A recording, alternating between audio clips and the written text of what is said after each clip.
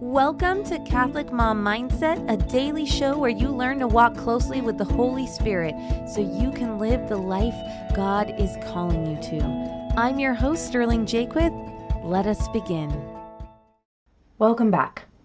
Today I want to talk about Catholic bedtime routines with kids, particularly little kids. And listen, if you don't have any little kids anymore, I want you to listen to this episode because you're going to insert whatever thing is driving you bananas that's happening in your life on a regular basis. And I do coach a lot of Catholic moms who have little kids. This comes up a lot, but the process that I walk my clients through for managing a bedtime routine with little kids is the same process that I would walk you through if you were dealing with something difficult consistently with your husband, or with a neighbor, or at your job, or with your adult children. Okay? It's a process. So, a mom will say to me, "Oh my goodness, bedtime drives me bananas every night." And I'll say, "Okay, but since we know that, let's make a plan." Because most of us, we get in the middle of a stressful situation. We know it's stressful, but in the middle of it, we're not good problem solvers. We don't have good access to our problem-solving brain. And so we just keep playing the same scene out over and over and over again. You'll even create some tension around it. Like you'll come up to bedtime and you'll think, oh no, here it comes. You'll get pre-anxious before anything's happened.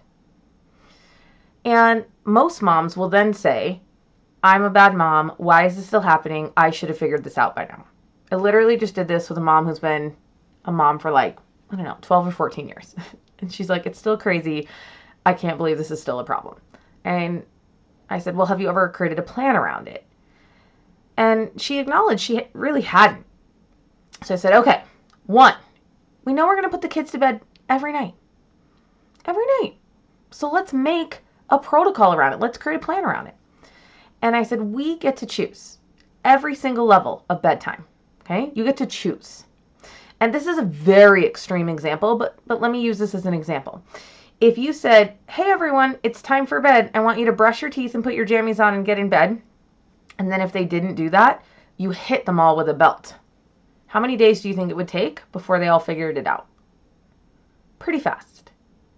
Now, they would have emotional scars, maybe physical scars, and they'd have a lot to say about you in therapy. So that's why we don't do that. The price is too high. We're not willing to beat kids to get them to go to bed. Okay? So what I want you to do is to just kind of consider, okay, what is it that I want and what is the price and am I willing to pay the price? About every single step. So step number 1, do you want them to start getting ready for bed the first time you ask? Because that's the first thing that drives us bananas. We say it's bedtime and there's lots of whining and protesting. And then sometimes we have to remind them and ask them again, and we're tired and they're tired and everybody's frustrated. Are we okay with that? Are you willing to create a consequence and enforce it? Or do you just want to ask them 3 times every night?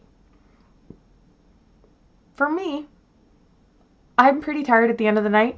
I'm willing to ask them 3 times. I'm more tired than willing to create a consequence and enforce it. I know that's what it takes, and I'm usually not willing to do that. But then I also just don't beat myself up for it or feel bad that I have to ask them 3 times. I'm like, yeah, nobody wants to go to bed, except the parents, of course. The kids don't want to go to bed, and I'm going to have to ask them 3 times. And they're going to whine about it. Whining doesn't bother me very much anymore, especially that kind. I'm just like, I expected, it's fine. There's whining. I'm like, in 7 minutes, they're all going to be in bed. We do a very short bedtime routine. You may choose to have a longer one. Okay, so step 1 is just asking, and is it okay that they whine? Is it okay that they protest? And are you okay? How many times are you willing to ask them? But then in this plan, you just need to have what is my expectation and what's the consequence of them not doing it? So then the next thing is brushing teeth and getting jammies on.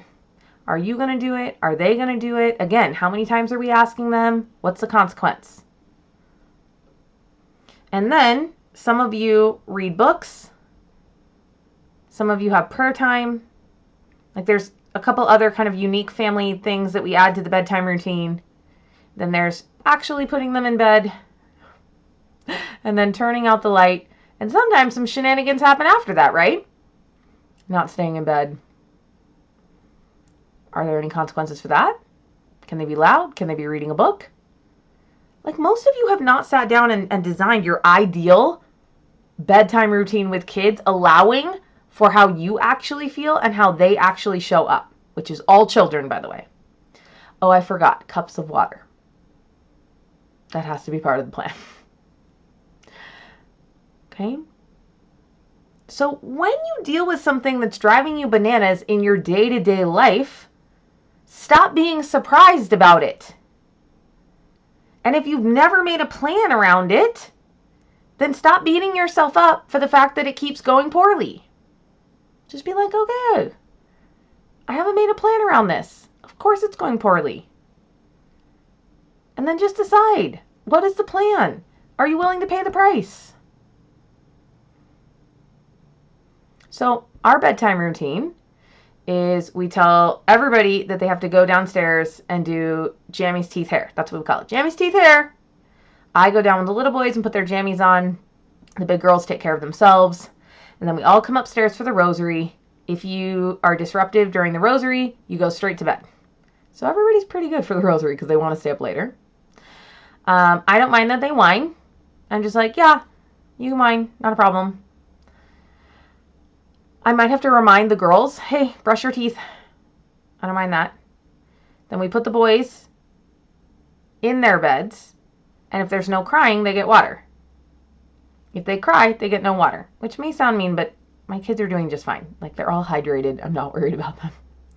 But we've made these, like, transactional moments, right? Like, hey, if you cry, then you don't get water. I'm just turning off the light.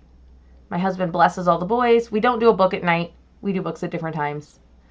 And so that's kind of what the bedtime routine looks like. Jammies teeth hair, rosary upstairs, in bed. If you don't cry, you get water. And then the girls go to bed at half-hour intervals. Sometimes they need to be reminded. It'll be like 8:02. I'm like, all right, Violet, come on. She comes in, she says goodnight to me, and she goes downstairs. I've designed a bedtime routine that works for me. And I have created consequences along the way to set it up to be the way that I want it. And like I said, I allow reminding and I allow whining. I've chosen that that's okay for me. I even allow crying for the boys. They just don't get the water then. And usually that's okay. Usually it just means they're so tired.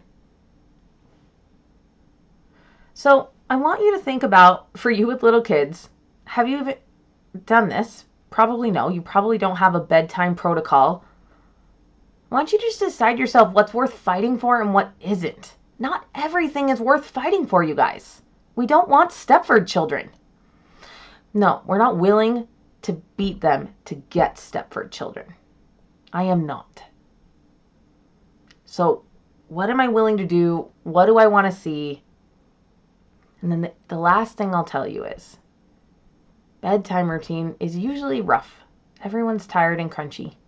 But in my family, it lasts a pretty short period of time. So I'll just tell myself, hey, Mama, you can hang in there for 7 minutes. Let's go. And 7 minutes from now, you're going to be in your bed, reading that new book you got, drinking some tea, and all the kids will be where they're supposed to be. Build in something for you afterwards. So this is true no matter what difficult thing you're doing. Make a plan. Decide what's worth fighting for and what isn't. And then have something to look forward to after the uncomfortable part. Just a gift for yourself, whatever it is. All right, you guys, I want you to feel in control of your own life. And we do it situation by situation. Just work on bedtime routines right now.